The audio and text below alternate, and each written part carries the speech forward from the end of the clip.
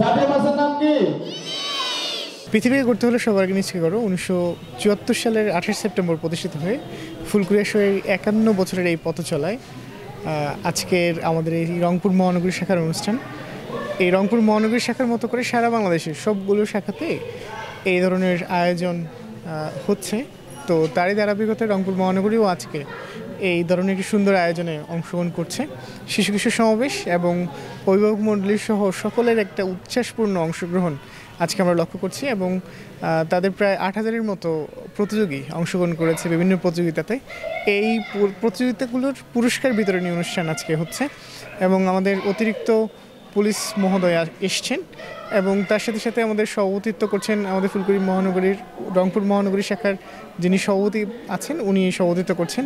সব কিছু মিলে আজকে এখানে ব্লাড গ্রুপিং হচ্ছে, প্রকাশনের স্টল আছে, সব কিছু মিলিয়ে আসলে শিশুদের জন্য একটি উন্মুক্ত পরিবেশ এবং উন্মুক্ত বিষয়গুলো এখানে উদযাপিত হচ্ছে এবং তাদের মধ্যে একটা উৎসব একটা ভাব বা একটা বিষয় তৈরি হয়েছে যাদের মাধ্যমে আসলে ফুলকুড়িদের মধ্যে যেরকম আমাদের এই বিষয়গুলো ছড়িয়ে যাচ্ছে তার সাথে সাথে ছোট ছোট শিশু কিশোরদের মাঝেও এই বিষয়গুলো খুব ভালোভাবে ছড়িয়ে যাচ্ছে। তো সকলের জন্য প্রত্যাশা রইল ভালো। জাতীয় শিশু কিশোর সংগঠন ফুলকুড়ি আসরের 51তম প্রতিষ্ঠা বার্ষিকী উপলক্ষে আজকের আমাদের এই আয়োজনে আমরা রংপুর শহরের প্রতিটা প্রতিষ্ঠানে আমাদের মাইন্ড ম্যারাথন সিজন 2 প্রতিযোগিতা এবং সাংস্কৃতিক বিভিন্ন প্রতিযোগিতা হয়েছিল।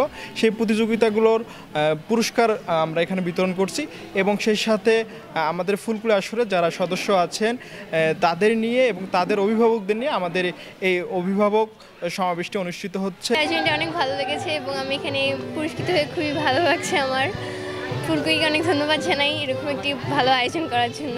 ফুলকুড়ি 51তম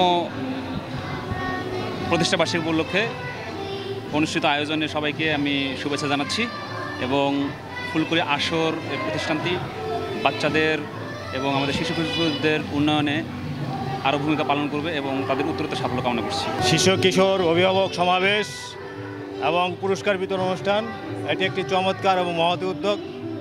যারা এর পিছনে শ্রম দিয়েছেন বা শ্রম দিচ্ছেন আমি মনে করি এটি ভবিষ্যতে আরও প্রসারিত হবে এবং তাদের হাত ধরে আমাদের যারা আজকের এই শিশু কিশোর বা শিক্ষার্থী আছে তারা আগামী দেশের যে একটা সুন্দর বাংলাদেশ বিনির্মাণ করবেন এটা আমার প্রত্যাশা।